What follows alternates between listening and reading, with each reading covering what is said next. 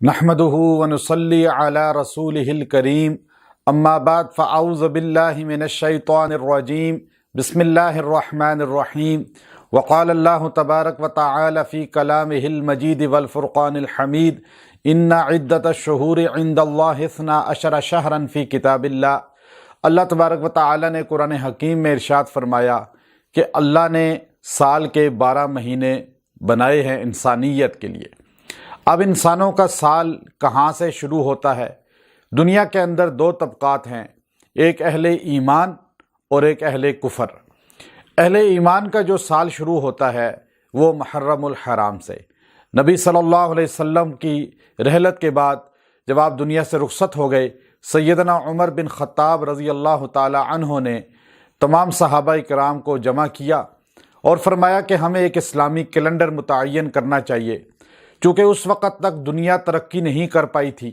اس وقت دنیا سائنس بالکل ناپید تھی اور دنیا کے اندر علوم اور یہ چیزیں بالکل پوشیدہ تھیں، ناپید تھیں۔ سب سے پہلے سیدنا عمر بن خطاب رضی اللہ تعالی عنہ نے اسلامی کیلنڈر کا آغاز کیا۔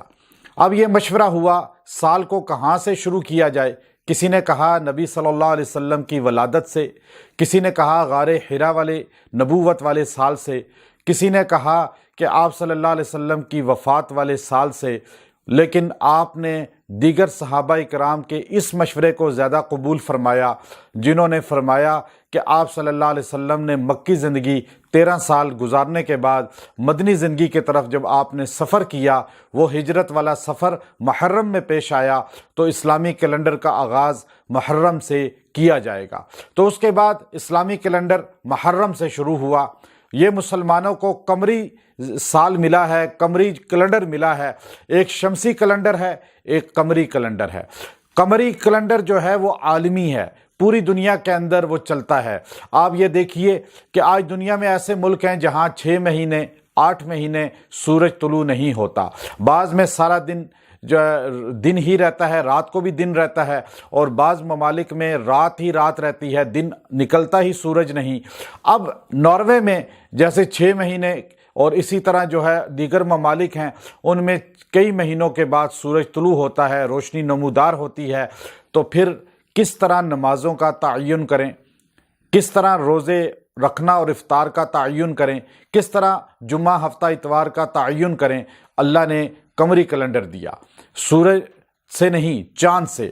چاند کا گھٹنا بڑھنا یہ بتلا دیتا ہے کہ اب چاند گھٹ گیا، اب یہ زوال کی طرف چلا گیا، اب نیا چاند نکلے گا، اور یہ 14ویں کا اب چاند ہوگا، یہ 15 تاریخ ہو گئی، یہ 1 ہو گئی۔ یہ سب کیلنڈر قمری سے پتہ چل سکتا ہے، شمسی سے پتہ نہیں چل سکتا۔ اس لیے پوری دنیا جہاں پر یہ مسائل ہیں وہاں قمری کیلنڈر کو فالو کیا جاتا ہے، اسی پر فیصلہ کیا جاتا ہے۔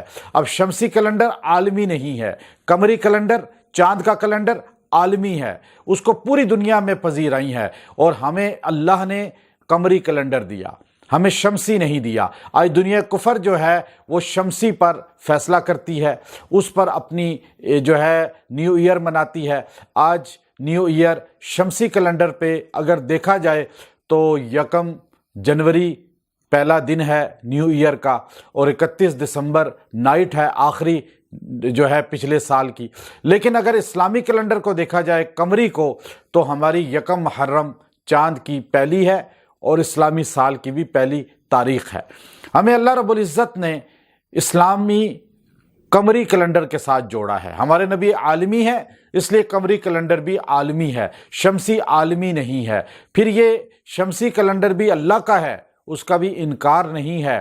شمسی مہینے بھی اللہ کے ہیں، ان کا بھی انکار نہیں ہے۔ لیکن آپ صلی اللہ علیہ وسلم کا فرمان ہے، ابو داؤد شریف کے اندر حدیث ہے، من تشبہ بقوم فہو منہم، جو جس قوم کا روپ اختیار کرے گا روز محشر انہی کے ساتھ اٹھایا جائے گا۔